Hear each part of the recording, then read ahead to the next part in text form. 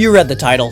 Garg is being banned. What? Garg has been a mainstay top tier in the meta forever at this point, so why are we banning him now? Before I tell you why, let's check out his kit. Gargaros is a S-rank fire attribute yokai of the Tough tribe. His physical attack is Clobber, which is a 1-1-2 base power move, which is actually a pretty decent base power range, but nothing exceptional. His technique is Incinerate 120 base power, but he's a physical attacker, so you're never gonna see Incinerate used. His Inspirit is Power of Terror, which is the same for every friend form Oni yokai, which is defense up. Just like all the other bronies, his ultimate attack is a single target, 350 power physical move. Now, if you didn't look at his stats and skill, this kit is really unremarkable. Single target salts are notoriously bad, and Clobber isn't even that high of a base power. So, what gives? Oh, he has Guard Break. Well, now Guard Break is absolutely broken. It is arguably the best offensive physical skill in the game. What does Guard Break do that makes it so broken? It completely ignores enemies' guards while attacking, and this is so good. I don't think I need to explain why this is good, but for people who have never played Yokai Watch 2 comp, guarding halves all the damage a yokai takes, and is the literally only defensive option in the game. So, breaking that is, well, it's really good. Look at Urshifu and Protect in VGC. Jibanyan S can't ignore guard, and he's arguably better than Gargaros as a physical attacker, so why is this such a big deal? Well, Gargaros has insane stats. In the game, there are two base stats, Stat A and Stat B, and the formula to calculate the stats is this on the screen. This is the uncorrected formula before any boosts, items, EVs, GP, stuff like that. Gargaros' base stats for HP are 358 and 480. So with neutral IVs, at level 60, Gargaros' HP is 441. My Gargaros' HP is 450. Now, that is absolutely crazy for a physical attacker, and any yokai in general. Anything over 350 is already crazy HP. His defense is normal as well. It's at level 60 with neutral IVs, it's just 112. So it's not that exceptional, but his HP is insane. Defense is not that good in this game because it gets divided by 4 in the damage calculations. So HP is very, very big. His strength stat is excellent as well, sitting at a really good 200 at level 60 with neutral IVs.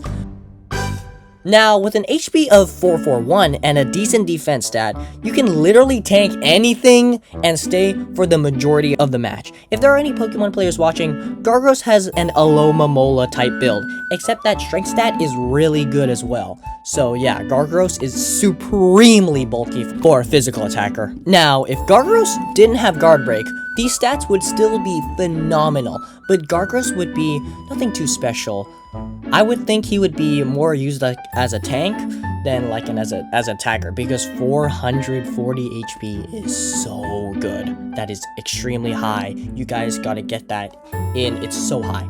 For example, if Garg had Extreme Critical, he would be pretty mid, since he doesn't have a multi-hit and is Tough Tribe, and he would need to hold a Devourer Soul, so he wouldn't have a item.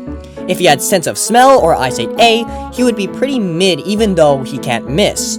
Basically, if he didn't have Guard Break, he would still be strong, but not over-centralizing. Another big problem about Guard Break is that the user can hold an item, unlike Extreme Critical, where you're forced to hold a Devourer Soul. At level 60, with neutral IVs, this time with EVs, Gym Points, and a Cursed Sword, Gargaros' strength is now a crazy 331. For reference, my Gargaros' strength stat at level 60 with the Gym Points, Cursed Sword, and EVs, mine is not neutral IV, and it's sitting at a 325 strength stat, and sitting at 451 HP. Very, very, very broken. Yeah. If you haven't seen my tournament video, I made a Gargaros team named the AP Abuse Team, where you just abuse action points. This is the mechanic which you use to move in the game. So your Gargaros attacks 3 times in a row with U-Duets.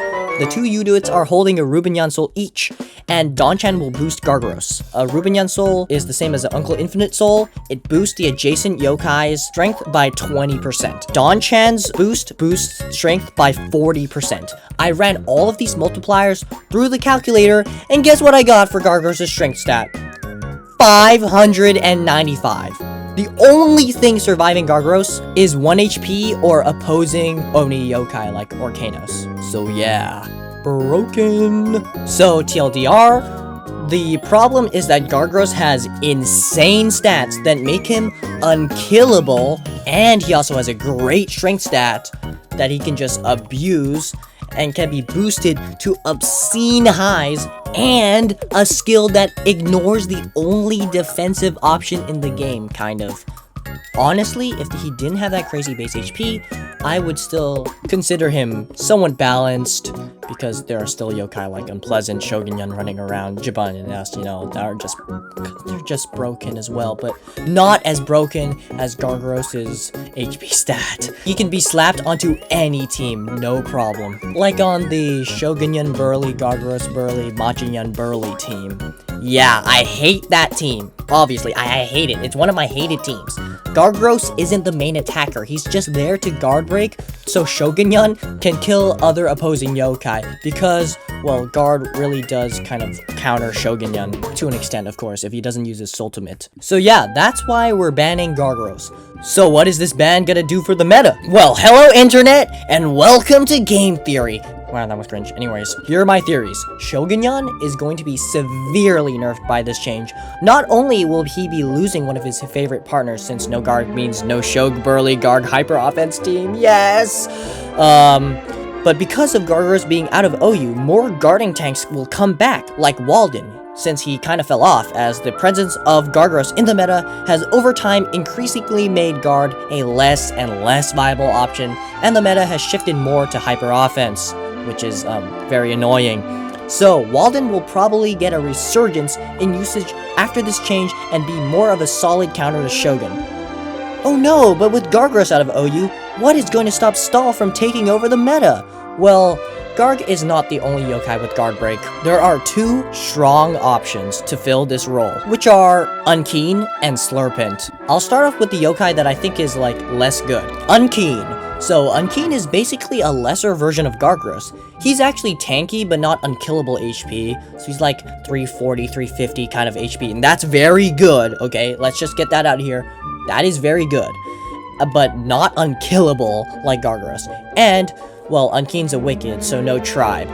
He has a worse base strength stat, sitting at 171 with a neutral IV, but it's still pretty good. And Unkeen thankfully can hold an item. If he could, he would just be the second coming of Gargaros, and literally nothing would change. Unkeen does have Practice Punch, which has 135 base power, which is 23 more power than Clobber, and Unkeen's ultimate is a crazy 397 base power, apparently? Yeah. But it's single target, so it is balanced, because Unkeen has, well, he has very, very good stats, and if he had an AoE ultimate as a guard breaker, oh wow, that would be really bad for the meta, and Unkeen would have been OU already. Yeah, Unkeen is sitting at a comfortable spot in UU right now. And now we have the stronger of the 2, in my opinion, Slurpent. Now, Slurpent also has pretty tanky HP, but like slightly less than Unkeen, but I think it's in the same tier, it's like 350, very good! He also has a lot less strength at 146 with neutral IVs, but Slurpent can hold an item. Slurpent has Maul, which is a 120 base power move, so that's a little bit better than Clobber. The big thing about Slurpent is that he actually has a AoE ultimate, 32 times 8 chomp chomp. So that's a thing Slurpent has that Unkeen doesn't, and that's very important. AoE is very good.